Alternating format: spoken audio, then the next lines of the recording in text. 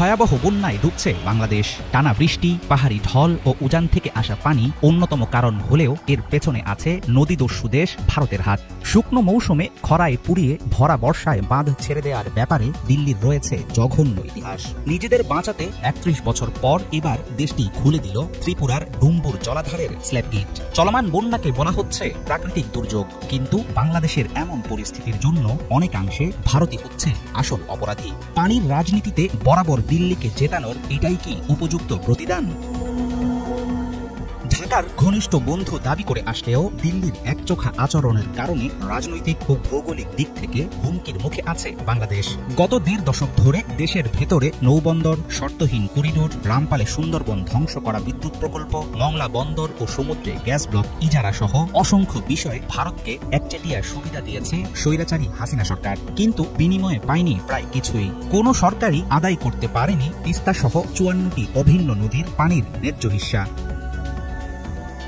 দীর্ঘদিন ধরে ভারতের একতরফা পানি প্রত্যাহার ও গজলডোবা বাঁধের কারণে প্রায় অচল ১৫০০ কোটি টাকা ব্যয়ে নির্মিত তিস্তা ব্যারেজ মরুভূমি হয়ে গেছে বিস্তীর্ণ অঞ্চল। ফারাক্কা বাঁধের কারণে পদ্মার ভাটি এলাকায় নেমে এসেছে চরম বিপর্যয়। মেঘনার উজানে বরাক নদে টিপাইমুখ বাঁধ বাড়াচ্ছে বাংলাদেশের বিপদ। প্রাণঘাতী হুমকি হয়ে দাঁড়াচ্ছে ভারতের আন্তঃনদী সংযোগ প্রকল্প।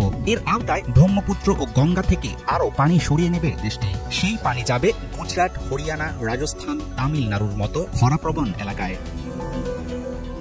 এক বা একাধিক দেশের সীমান্ত অতিক্রম করে প্রবাহিত নদীকে বলা হয় আন্তঃসীমান্ত নদী। এমন নদীর পানি বন্টনে রয়েছে আন্তর্জাতিক আইন ও নানা রকম বিধিনিষেধ, যার মধ্যে উল্লেখযোগ্য ১৯৬৬ সালের হেলসিঙ্কি নীতি, ১৯৯২ সালের ডাবলিন নীতিমালা, ১৯৯৭ সালের জাতিসংঘের জলপ্রবাহ নীতিমালা কনভেনশন। নিয়ম অনুসারে অন্য দেশ মারাত্মক ক্ষতি বা বিপদের মুখে পড়ে নদীকে এমনভাবে ব্যবহার করা যাবে না। নদীতে বাঁধ নির্মাণ কিংবা গতিপথ পরিবর্তনের পরিকল্পনা করলে যেসব দেশের উপর দিয়ে নদী প্রবাহিত হয়েছে অবশ্যই জানাতে হবে তাদের, প্রয়োজনে নিতে হবে সম্মতি।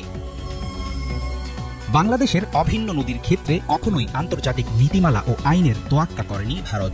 একতরফা পানি প্রত্যাহার, বর্ষায় ঘোষণা ছাড়াই ফ্লাডগেট খুলে দেয়া, আন্তঃসীমান্ত নদীগুলোতে ইচ্ছামতো বাঁধ নির্মাণ সহ তারা চালিয়ে যাচ্ছে খেয়ালখুশির রাজত্ব। অথচ ব্রহ্মপুত্রের উৎস সাংপো নদীতে বাঁধ দিয়ে চীনের বিশ্বের বৃহত্তম জলবিদ্যুৎ প্রকল্প নির্মাণে ভারতের রয়েছে জোর আপত্তি। বিশ্লেষকরা মনে করেন দেশের জনগণের দোহাই দিয়ে গোটা অঞ্চলের নদীর পানি দখলে নিয়ে শক্তিশালী পানিদস্যু হয়ে উঠতে চাইছে নয়াদিল্লি।